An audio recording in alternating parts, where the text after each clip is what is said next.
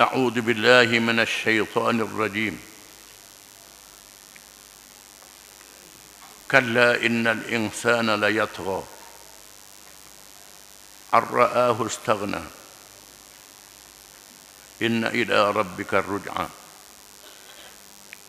أرأيت الذي ينهى عبدا إذا صلى أرأيت إن كان على الهدى أو أمر بالتقوى أرأيت إن كذب وتولى ألم يعلم بأن الله يرى كلا لئن لم ينته لنسفعا بالناصية ناصية كاذبة خاطئة فليدع ناديه سندع الزبانية كلا لا تطعه واسجد واقترب.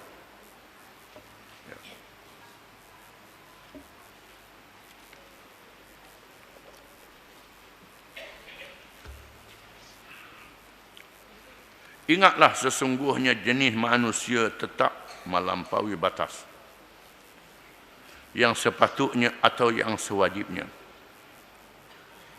Dengan sebab ia melihat dirinya sudah cukup apa yang dihajatinya. Ingatlah sesungguhnya kepada Tuhanmu lah tempat kembali untuk menerima balasan. Adakah engkau nampak baiknya orang yang melarang dan menghalang akan seorang hamba Allah apabila ia mengerjakan sembahyang? Adakah engkau nampak buruknya jika ia berada di atas jalan yang betul? Atau ia menyuruh orang bertakwa jangan melakukan syirik? Adakah engkau nampak terlepasnya dari azab jika ia mendustakan apa yang disampaikan oleh Nabi Muhammad SAW kepadanya, serta ia berpaling engkar?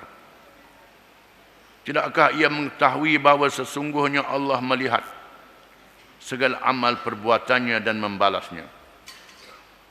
Jangan sekali-kali berlaku derhaka. Demi sesungguhnya jika ia tidak berhenti dari perbuatannya yang buruk itu, nescaya kami akan menyentap ubun-ubunnya dan menyeretnya ke dalam neraka. Ubun-ubun orang yang berdusta, yang bersalah. Kemudian biarlah ia memanggil kumpulannya untuk menyelamatkannya. Kami akan memanggil malaikat Zabaniyah yang menjaga neraka untuk menyaksanya. Ingatlah, janganlah engkau wahai Muhammad sallallahu alaihi wasallam menurut kehendaknya, dan sebaliknya sujudlah dan dampingkanlah dirimu kepada Allah dengan taat dan beramal soleh.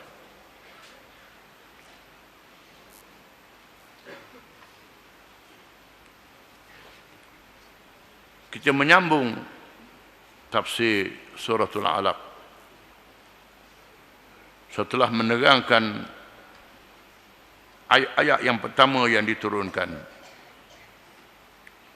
menyuruh manusia mencari ilmu yang berasaskan kepada mengabdikan diri kepada Allah dan petunjuk daripada Allah. Gunakan alat untuk mencari ilmu. Kalam, dakwat, sekarang ni komputer, itu adalah alat-alat untuk mencari ilmu. Gunakan alat-alat itu. Ilmu yang sebenar, ilmu yang diberi petunjuk oleh Allah Ta'ala, termasuk ilmu dunia, bukan saja ilmu akhirat. Ilmu dunia pun kena balik pada petunjuk Tuhan. Kalau tidak, manusia jadi melampau, jadi punah. Kalla innal insana la yatgha. Ingatlah sesungguhnya manusia itu melampau, melampaui batas. Ar-ra'ahu istaghna. Mantang-mantang dia melihat dirinya sudah cukup, sudah kaya. Lupa pada Tuhan. Kaya nak kaya lagi. Besar nak besar lagi. Lebih nak lebih lagi. Maka berlakulah kerosakan di dalam hidup ini. Bukan saja kerosakan dalam perkara akidah, beribadat dengan cara yang tak betul. Lupa pada Tuhan yang sebenar, iaitu Allah. Cari Tuhan-Tuhan yang lain daripada Allah. Lupa Allah Ta'ala beri rezeki. Cari sumber-sumber yang lain untuk dapat rezeki. Tak ke halal dan haram. Lepas tu melampau. Maka berlakulah kemusnahan di dalam alam ini. Bukan saja kemusnahan i'tiqad, kemusnahan agama. Termasuk kemusnahan alam sekitar. Contohnya apa yang berlaku hari ini, jerebu. Sampai habis seluruh kawasan, seluruh negara jerebu. Pasal apa? Nak buat ladang. Seluah-luahnya. Bakar gedali apa? Maka berlakulah kerosakan dalam kehidupan manusia. Menyebabkan banjir yang besar. Menyebabkan gempa bumi. Buat ujian nuklear. Ujian senjata-senjata yang kuat. Kerana nak menang di atas dunia ini. Maka berlakulah kemusnahan di dalam kehidupan manusia. Ombak laut jadi tak betul. Angin jadi tak betul. Cuaca jadi tak betul. Semuanya kerana layatra, manusia melampaui batas. Merasakan dirinya sudah kaya, sudah cukup. Padahal dia mesti balik pada Tuhan. Inna ila rabbikar ruj'a. Sesungguhnya kepada Tuhanmu, wahai manusiamu, mesti balik. Balik pada Tuhan. Tuhan akan hisap amalan kamu.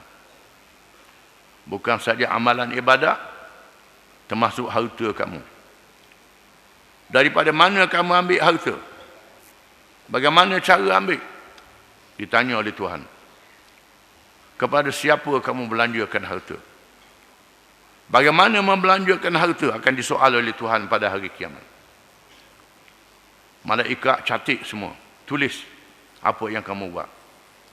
Ikut apa yang kamu buat kerja. Dan kamu dipanggil balik pada Tuhan. Ara'aita alladhi yanha 'abdan idza shalla? Adakah engkau lihat seorang hamba yang menghalang hambanya, iaitu Muhammad SAW, daripada mendirikan sembahyang? Yang dimaksudkan di sini ialah Abu Jahal yang menentang Nabi SAW. Terlalu sakit hati tengok Nabi sembahyang. Lalu Abu Jahal bersumpah, kali ini kalau kau tengok Muhammad sembahyang, aku nak jijak atas tekuk dia. Abu Jahal kata, aku nak jijak atas tekuk dia. Kali ini aku nak jijak atas tekuk dia. Kalau aku tengok dia sembahyang. Dan memanglah Nabi pergi sembahyang dekat Kaabah. Abu Jahal dan rakan-rakannya duduk di Darun Nadwah, dekat dengan Kaabah itu, tengok Nabi sembahyang. Dan dia buat sungguh. Dia pergi nak jijak. Tiba-tiba tak ada lagi. Malaikat duduk tunggu. Malaikat duduk tunggu. Ulama meriwayatkan, bila dia nak pergi jijak tekuk Nabi SAW, dia terpaksa lari ketakutan dalam keadaan muka yang pucat. Kerana dia melihat ada parit mengelilingi Nabi yang penuh dengan api. Ada makhluk yang bersayap. Makhluk yang bersayap. Iaitulah malaikat-malaikat Allah. Nabi kata, Nabi sebut dalam hadis, kalau dia pergi dekat aku, malaikat akan ambil tubuh dia tu, siap sesa. Dikeroyok, dicincang oleh malaikat. Dan dia lari dalam keadaan ketakutan. Kerana Allah Ta'ala tidak mengizinkan dia membinasakan Nabi SAW. Lawan-lawan. Melawanlah. Nak beri peluang. Umur panjang lawan. Dalam masa yang lama. 23 tahun. 24 tahun. 25 tahun lawan. Dia mati dalam perang Badar. Terus lawan. Nabi duduk di Mekah 13 tahun. Sehingga Nabi berhijrah. Perang Badar dia mati Abu Jahal ni. 25 tahun lawan Nabi. melihat hambanya Muhammad SAW bersembahyang lagi jijak. Nak buat sesuatu Allah Ta'ala halang. Allah Ta'ala sekat. Ar'aita in kana 'ala al-huda aw amara bit-taqwa. Adakah engkau lihat dia berada di atas petunjuk Allah? Petunjuk yang benar, dia seorang yang betul? Tak. Dia seorang yang jahat. Orang tahu belaka dia jahat. Orang tahu belaka Muhammad SAW ni betul. Tak pernah bohong, tak pernah pelawak. Abu Jahal berbohong, pelawak, tapi orang ikut juga. Tahu dah bohong, tahu dah pelawak, ikut juga. Pasal apa? Pitih banyak. Hak tu, pusing kat tu juga. Sebab pitih banyak. Sebab kesenangan. Sebab kemewahan. Apa yang Nabi bawa ni, tidak ada ketenangan. Pahala je. Mana pahala tak nampak? Nabi suruh bertakwa kepada Allah. Takut kepada Allah. Bertakwa saja. Takwa, takwa, takwa. Nak tanpa takwa. Tak nampak pun. Wak Abu Jahal bawa, nampak. Ini menyebabkan mereka ikut Abu Jahal, tak ikut Nabi Muhammad SAW. Wallahu a'lam.